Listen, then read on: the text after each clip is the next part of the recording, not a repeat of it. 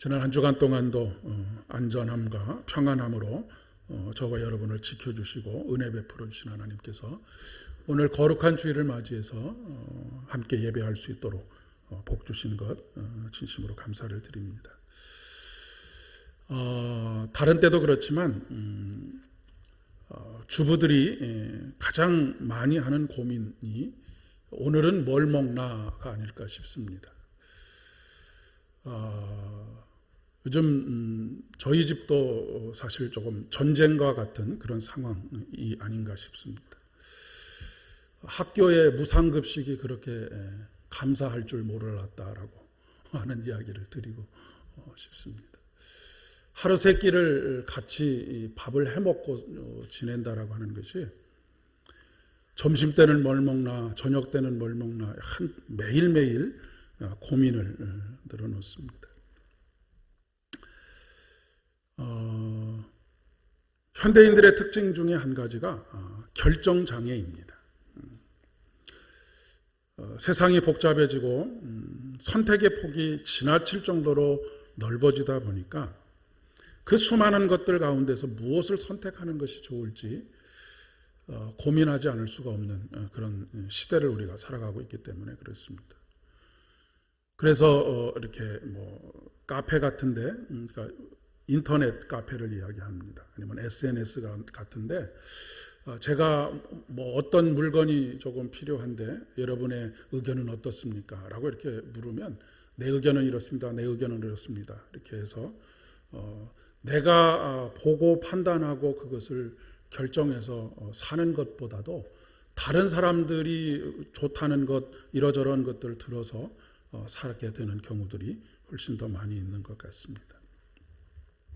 결정장애를 햄릿 증후군이라고도 그렇게 이야기를 하는데, 왜냐하면 햄릿이라고 하는 그 대본에서 죽느냐 사느냐 이것이 문제로다라고 하는 죽음이냐 삶이냐의 갈림길에서 고민하고 결정할 수 없는 그런 그 햄릿의 갈등, 그것을 의미하는 것으로 생각하기 때문에 그렇습니다. 제가 인터넷에 사진을 하나 봤는데 음식점에 메뉴들이 여러 개 메뉴들이 있지 않습니까? 김치찌개도 있고 된장찌개도 있고 해장국도 있고 그런데 참 재미있는 메뉴를 하나 봤는데 그 메뉴 이름이 뭐냐면 아무거나입니다.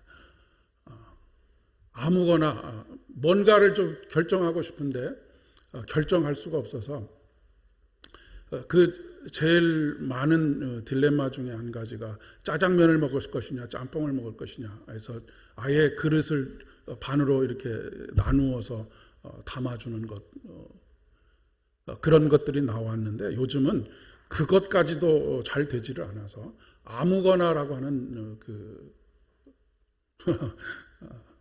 항목이 있을 정도로 그렇게 사람들이 쉽게 선택하고 결정하지 못하는 결정장애를 가지고 살아간다라고 그렇게 이야기를 합니다. 이렇게 된 이유들이 여러 가지가 있겠지만 가장 중요한 이유는 어려서부터 과잉보호 속에서 살아왔기 때문이라고 하는 것이 공통적인 의견입니다.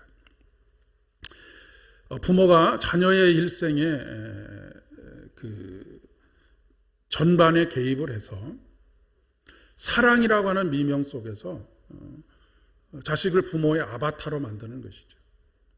너는 이렇게 해라, 너는 저렇게 해라.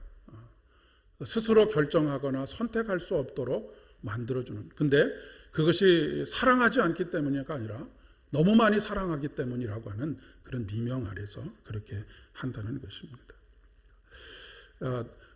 고생은 엄마 아빠가 할 테니까 너희들은 꽃길만 걸어라. 그래서 꽃길을 쫙 깔아주고 그렇게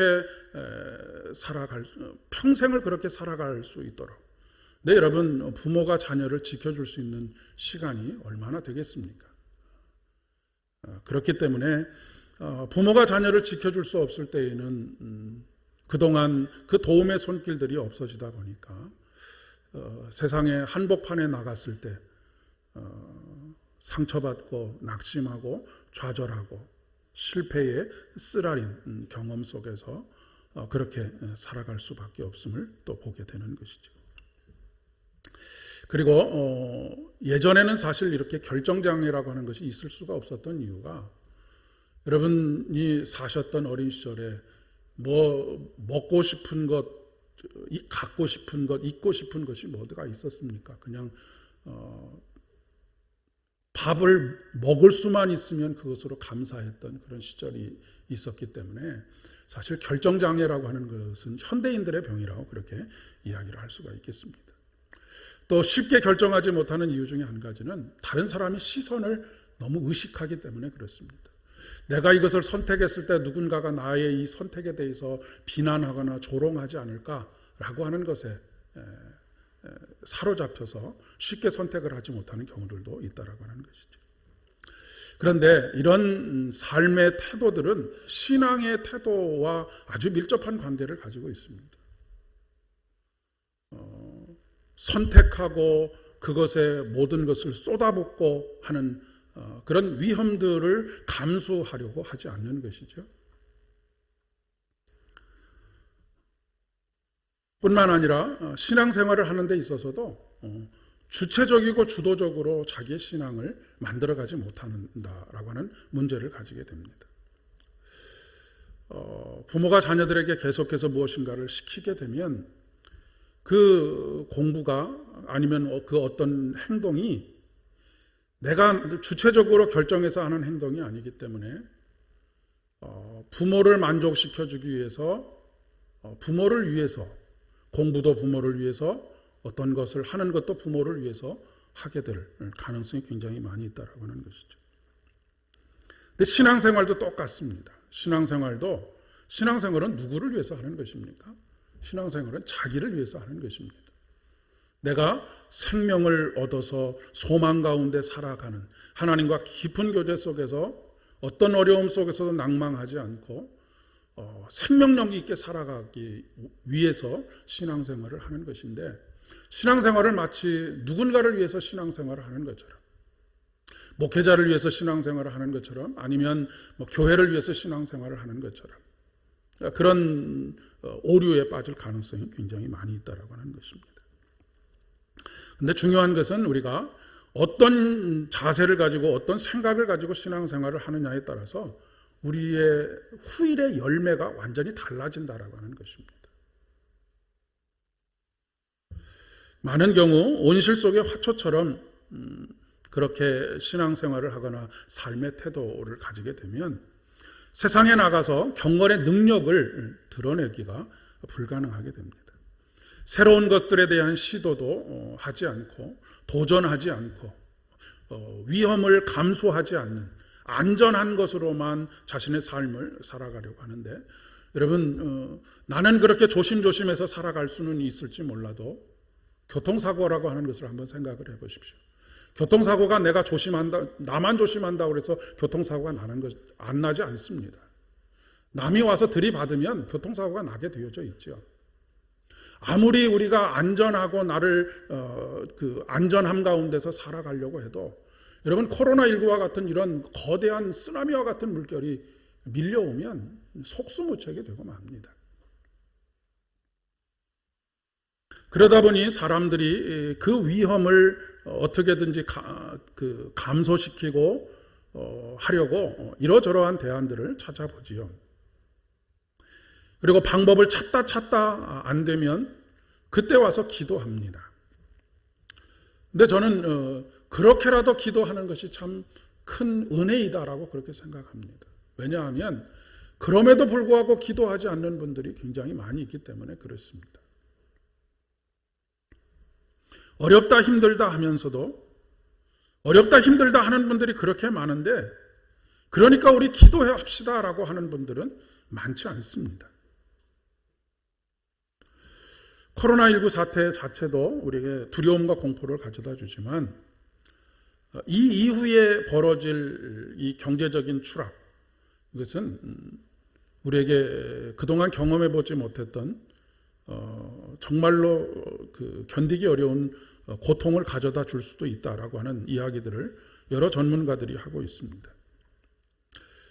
이 나라 저 나라에서 그 코로나에 걸려도 좋으니까, 전염이 되어도 좋으니까 먹고 살 수 있도록 일을 하게 해달라고 하는 아우성들이 막 지금 이곳저곳에서 터져나오고 있습니다. 우리가 정말로 무서운 것은 전염병이 아니고 굶어 죽는 것이 정말로 두려운 것이다라고 하는 이야기들을 여기저기서 하고 있기 때문에 그렇습니다. 우리나라도 정도의 차이는 있을지 몰라도 예외는 아닐 것 같습니다. 불행 중 다행인 것은 전 세계적으로 경제적인 마이너스 성장을 굉장히 많이 하는데, 그나마 우리나라는 그 나라들보다는 적게 그렇게 경제가 다운될 것이다라고 하는 그런 예상입니다. 이제는 사실 지난 70년, 80년, 90년에 그 비약적인 성장을 했던 그 성장은 기대할 수 없습니다. 아마도 앞으로는 그런 성장에 대해서는 꿈을 꾸지 않는 것이 좋으리라 그렇게 생각합니다. 우리나라의 경제의 규모에서 3% 이상의 경제 성장을 이룬다라고 하는 것은 불가능합니다. 구조적으로 불가능합니다. 그런데 항상 옛날 얘기만 하고 있고 하면 어떻게 되겠습니까? 적응을 하지 못하게 되겠죠. 적응을 하지 못하면 결국 도태가 되고 맙니다. 교회도 마찬가지고 우리 신앙도 마찬가지라고 이야기할 수가 있을 것 같습니다. 그런 가운데서 오늘 다윗에게서 이 고단한 인생을 헤쳐나가는 인생의 비결을 배우게 됩니다. 성경의 인물 중에서 다윗만큼 고단한 인생을 살았던 사람이 또 있을까라고 생각합니다. 그냥 머릿속에 떠오르는 한 사람이라고 생각한다면 야곱이 아닐까 싶습니다. 야곱이 지나온 인생을 회고하면서 나는 참 험악한 인생을 살았다라고 그렇게 고백했는데, 다윗은 사실 이스라엘의 위대한 왕으로 살았지만 거의 일평생을 광야에서 살았던 사람입니다. 물을 얻는 것도 어렵고 먹을 것을 얻는 것도 어렵고 모든 환경들이 참 열악한 환경 속에서 살았던 사람이 다윗입니다. 그런데 이 다윗이 위기에 직면했을 때, 큰 문제를 겪고 있을 때 어떻게 그 문제들을 극복하고, 오늘 말씀 시편의 말씀 또 사도행전에, 시편에 있는 말씀을 사도행전에서 그대로 인용하고 있거든요. 시편의 말씀을 통해서 다윗이 어떻게 생명의 길을 걷고 있고 은혜의 길을 걷고 있는지 그것을 우리에게 가르쳐주고 있습니다. 다윗의 인생은 처음 그의 등장은 15살 때 골리앗과 블레셋과의 전쟁 속에서 블레셋의 장수였던 골리앗과의 싸움에서부터 시작이 됩니다. 그리고 그것에서 승리한 이후에 그는 쫓기는 인생, 죽을 고비를 수도 없이 넘기는 그런 인생을 살았습니다. 그런데 다윗이 그 모든 죽을 고비를 수도 없이 넘기면서 그 고비고비마다 하나님의 도우심을, 그리고 하나님의 은혜 가운데에서 그가 생명을 유지하고 마침내 하나님께서 세우시고 기름 부으신 왕의 자리에까지, 영광스러운 자리에까지 올라갈 수 있었던 오직 단 한 가지의 비결이 있습니다. 그것은 15살 때 처음 도무지 넘어설 수 없는 골리앗을 넘어설 때 그의 믿음의 고백 속에 있는 고백에서 찾아볼 수가 있습니다. 사무엘상 17장 45절의 말씀에 보니까 다윗이 블레셋 사람에게 이르되 너는 칼과 창과 단창으로 내게 나아오거니와 나는 만군의 여호와의 이름 곧 내가 모욕하는 이스라엘 군대의 하나님의 이름으로 내게 나아가노라 라고 그렇게 선포하고 있는 것을 보게 됩니다. 보통 전쟁에 나가면 당연히 의지해야 될 것이 칼과 창과 단창입니다. 그래서 오늘날도 무기 경쟁들을 굉장히 하지 않습니까?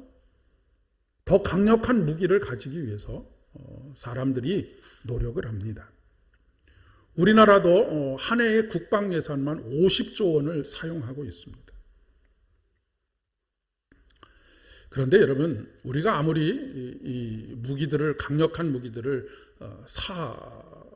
사들여도 더 강력한 무기를 가지고 있는 강대국들 앞에 서면 그 모든 무기들이 사실은 무용지물이 되고 맙니다. 우리의 승리의 비결은, 안전의 비결은 다윗과 같이 오늘 시편에서 다윗이 하나님 앞에 간구하고 있는 것처럼 하나님, 나를 지켜주십시오. 내가 주님께 피합니다 라고 요청하는 것입니다.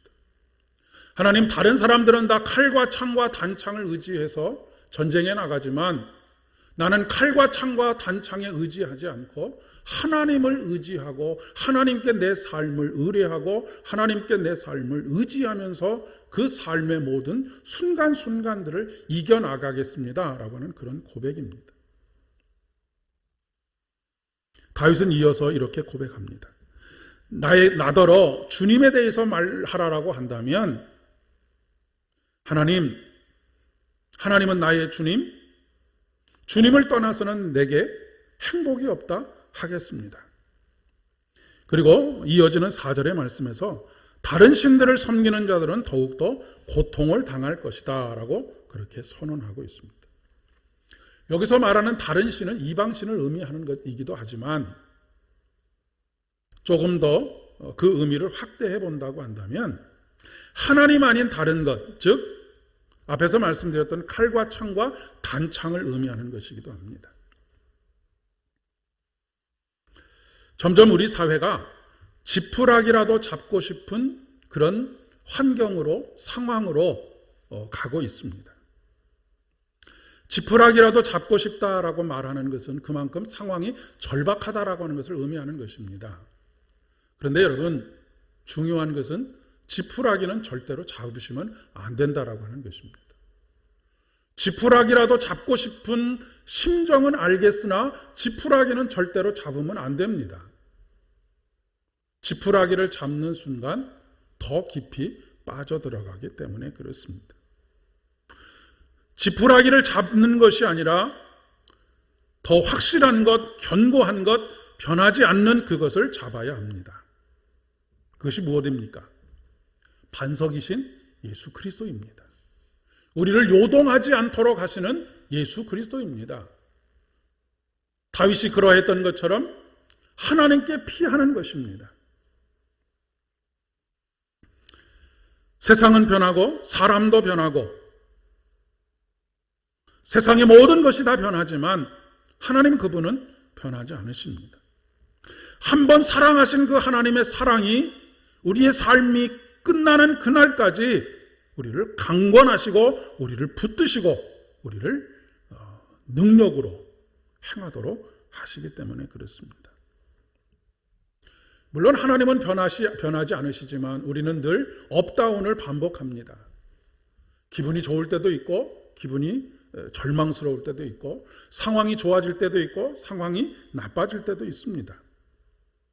아니, 상황이 나빠질 때가, 절망할 때가 훨씬 더 많은지도 모르겠습니다. 그러나 분명한 것은 어떤 순간이라도 하나님께서 우리를 붙잡은 그 손을 놓지 않으신다라고 하는데 중요한 포인트가 있는 것이죠. 이렇게 업다운이 있는 그런 과정들 속에서 우리의 신앙의 자세는 오늘 요한복음에 나오는 도마와 같은 자세를 가져야 합니다. 우리는 너무 쉽게 도마를 의심이 많은 사람, 믿음이 없는 사람 이렇게 치부하기 쉬운데 그렇지가 않다라고 하는 것이죠. 이러한 신앙적 자세는 진리를 탐구하는 자세입니다. 그는 이렇게 말하고 있죠. 나는 내 눈으로 그의 손에 있는 못자국을 보고 내 손가락을 그 못자국에 넣어보고 또 내 손을 그의 옆구리에 넣어보지 않고서는 믿지 못하겠다라고 그렇게 이야기하고 있습니다. 이것이 바로 진리를 향한 탐구의 자세라고 이야기할 수 있습니다. 제자들이 말하는 것만 가지고는 믿지 못하겠다라고 하는 것입니다. 내가 직접 하나님을 만나야 되겠다라고 하는 것이죠. 그것으로 만족하지 못하겠다라고 하는 것입니다. 매주일 설교를 통해서 하나님께서 우리에게 어떤 분이신지를 들려주는 것만으로는 만족하지 못하겠다라고 하는 것입니다. 이런 자세를 가지셔야 합니다. 그 들려주신 그 하나님, 다시 살아나셨다라고 선언되어지고 설교되어지고 선포되어지는 그 하나님을 내가 내 손으로 만져보지 않고서는 내가 결단코 믿지 못하겠다.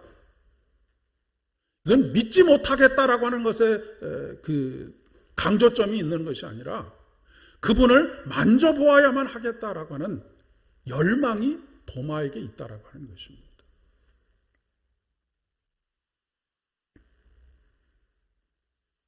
하나님의 임재와 현존에 대한 열망. 그런데 우리는 사실 세상에 수없이 많은 것들에 대한 관심이 너무 많이 있다 보니까 그분을 만지는 것에 대해서, 그분을 보는 것에 대해서, 그분을 경험하는 것에 대해서 그렇게 크게 관심을 가지지 않을 때가 참 많이 있습니다. 하라고 하니까 억지로 하는,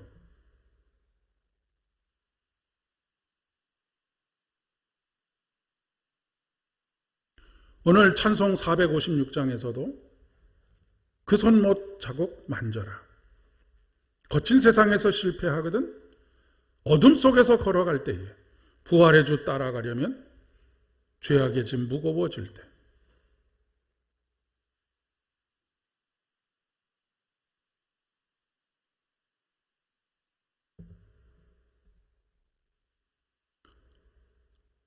우리는 누군가를 위해서 신앙생활을 하는 것이 아닙니다.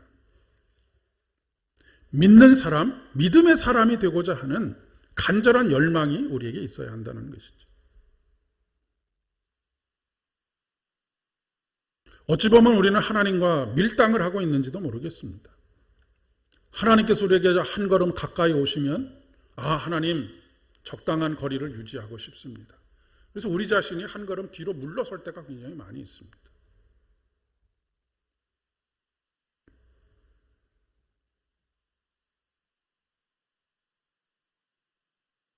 그런 도마에게 예수님께서 찾아오신 것처럼 하나님께서 오늘도 우리에게 찾아오십니다.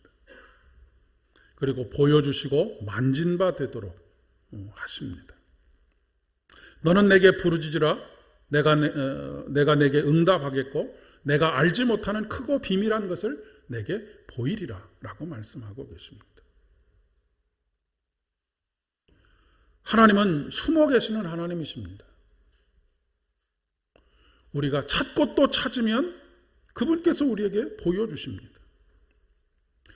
부활의 신앙을 가진다라고 하는 것은 예수님만이 나의 구원자이시고 주님이시라고 하는 것을 고백하는 것입니다. 주님밖에는 나의 복이 없습니다라고 고백하는 것입니다.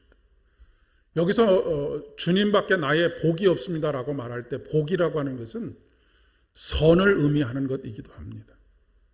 주님밖에는 선하신 분이 없습니다. 주님밖에는 선을 이루실 분이 없습니다. 성경에서 말하는 선은 아름다움을 의미하기도 합니다. 그분이 하시는 모든 일은 선하신 일이고 그렇기 때문에 그분이 하시는 모든 일은 아름답게 보시기에 아름다운 일이 되어지는 것입니다. 여러분, 한 쌍의 남녀가 사랑에 빠지면 주변의 것들은 보이지 않고 서로만 보입니다. 더 좋아 보이는 선택지가 있다라고 주변에서 아무리 이야기를 해도 그 사람 한 사람만 보이는 것이죠. 혹시 세상을 살아가면서 다른 복을 구하고 있지는 않으십니까?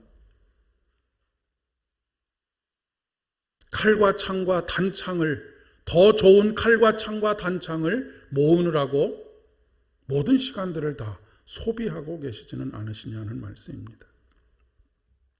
그러나 중요한 것은 그것이 우리의 안전을, 우리의 평강을 보장하지 못한다라고 하는 것입니다. 진짜 위기는 진짜는 위기 때 훨씬 더 빛을 발하게 되어져 있습니다. 어려움을 당했을 때 그 믿음이 진정한 믿음이냐 그렇지 않느냐를 훨씬 강하게 드러내게 되겠기 때문에 그렇습니다.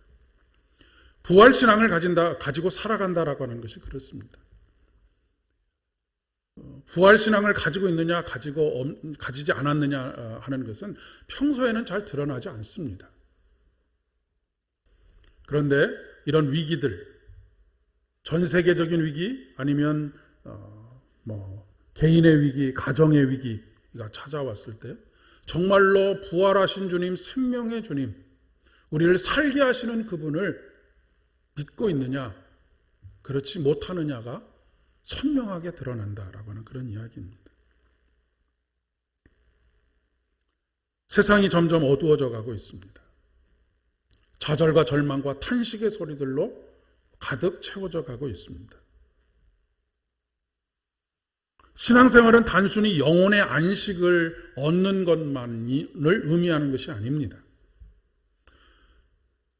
우리가 믿는 예수 그리스도, 그분이 우리에게 주시는 부활의 신앙은 세상을 이기는 힘이 되는 것입니다. 오늘 사도행전에서 제자들이 그동안은 겁쟁이로 마가의 다락방에서 단 한 발자국도 나오지 못하고 요즘 말로 이야기하면 자가격리를 하고 있었던 것이죠. 그런데 그들이 로마 군인들의 탄압과 유대인들의 핍박, 그것들을 극복하고 그들의 위험한 상황의 한 복판에서 복음을 외치고 있는 것을 보게 됩니다.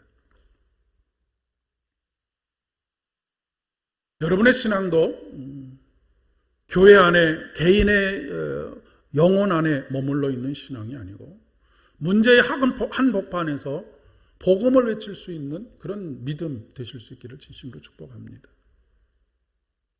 복음을 외친다라고 하는 것은 부활하신 예수 그리스도를 선포하는 것입니다. 부활하신 예수 그리스도를 선포한다라고 하는 것은 단순히 예수님께서 부활하셨습니다 라고 하는 것을 선포하는 것이 아니라 그 부활하신 예수님께서 오늘 나를 살리십니다, 나를 이 어려움에서 이겨나갈 수 있도록 하십니다 라고 하는 것을 믿음을 가지고 말하는 것이 바로 복음을 선포하는 것입니다. 다윗이 길을 잃고 더 이상 방법을 찾지 못했을 때 하나님께서 그에게 무엇을 보여주시느냐 하면 오늘 시편의 말씀과 사도행전의 말씀에서 동일하게 기록하고 있는 것이 바로 그것입니다. 생명의 길을 내게 보이셨다. 그분은 우리의 길이 되어주시고 그분은 우리의 생명이 되어주십니다. 다른 어떤 사람이 우리에게 사는 길을 열어주는 것이 아니라 바로 하나님께서 우리에게 살 길을 열어주십니다. 주님 길이 보이지 않습니다, 주님 방법이 보이지 않습니다 라고 그렇게 탄식할 때 우리 주님께서 얘야 내가 곧 길이다, 내가 네 길을 열어주마 라고 말씀하신다는 것입니다. 우리 주님은 없는 길도 만드시는 분이십니다. 이사야 43장 19절에서 21절의 말씀에 보라 내가 새 일을 행하리니 이제 나타낼 것이라 너희가 그것을 알지 못하겠느냐? 반드시 내가 광야의 길을 사막의 강을 내리니 장차 들짐승 곧 승냥이와 타조도 나를 존경할 것은 내가 광야의 물을 사막의 강들을 내어 내 백성 내가 택한 자에게 마시게 할 것이라. 이 백성은 나를 위해서 지었나니 나를 찬송하게 하려 함이니라. 그러면서 시편의 말씀에 다윗의 마지막 고백입니다. 그가 내 오른편에 계심으로 내가 흔들리지 아니하리로다. 사랑하는 여러분, 세상이 아무리 어둡고 세상이 아무리 어려운 가운데 있다 할지라도 그분이 내 곁에 계시면 우리의 삶은 요동하지 않을 수 있습니다. 이 믿음으로 오직 주님만이 나의 복이 됩니다 라고 하는 그런 고백이 찬양이 되는 매일매일의 삶 되실 수 있기를 진심으로 축복합니다. 함께 기도하겠습니다. 하나님, 오늘도 귀한 은혜 베풀어 주셔서 말씀 가운데로 우리를 이끌어 주시고 그동안 패배감과 좌절감과 깊은 절망감에 사로잡혀 있던, 그리고 두려움에 사로잡혀 있던 우리에게 새로운 용기와 생명의 능력으로 함께하여 주시니 진심으로 감사를 드립니다.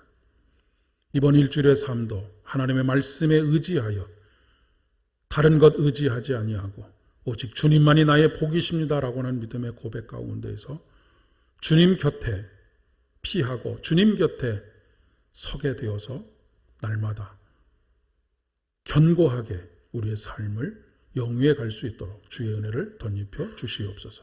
예수님의 이름으로 기도드립니다.